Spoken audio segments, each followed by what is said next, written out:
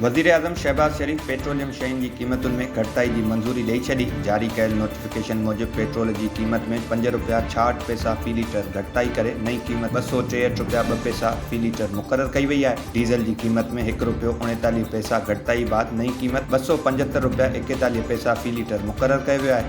जॾहिं त गासलेट जी क़ीमत में ₹3.26 घटिताई बाद नई क़ीमत ₹188.71 मुक़ररु करण जो नोटिफिकेशन जारी कयो वियो आहे। दिफ़ा वारे वज़ीर ख़्वाजा आसिफ़ चयो आहे त अफ़गान तालिबान हिन वक़्तु भारत जी प्रॉक्सी में आहे।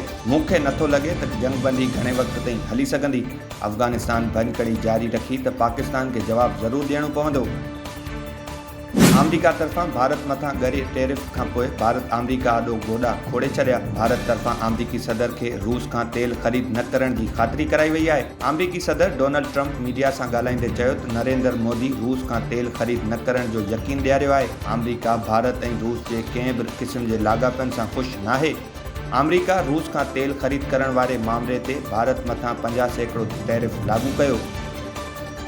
अमरीका में 30 खां वधीक सहाफ़ी तंज़ीमुनि तरफ़ां पेंटागन जे नए मीडिया पॉलिसियुनि ते सयूं करण खां इनकार करे छॾियो। केतिरनि ई सहाफ़ियुनि तरफ़ां अमरीकी दिफ़ा वारे खाते में पंहिंजा ऑफिस ख़ाली करे छॾिया। मीडिया तंज़ीम नई पॉलिसियुनि ते आज़ादी सहाफ़त ऐं आज़ाद रिपोर्टरनि लाइ ख़तरो करार ॾेई छॾियो। पेंटागन जे तर्जुमान दावा कई आहे त नई पॉलिसियुनि क़ौमी सलामती जे मफ़ाद में आहे। ABC, CBS, CNN, NBC ऐं फॉक्स न्यूज़ काल्ह हिकु गॾियल बयान में चयो आहे त इहे नयूं घुर्जूं सहाफ़ियुनि जे मुल्क ऐं दुनिया ते अहम क़ौमी सलामती जे मसइलनि बाबति आगाही ॾियण जे सलाहियतुनि खे महदूद कंदियूं।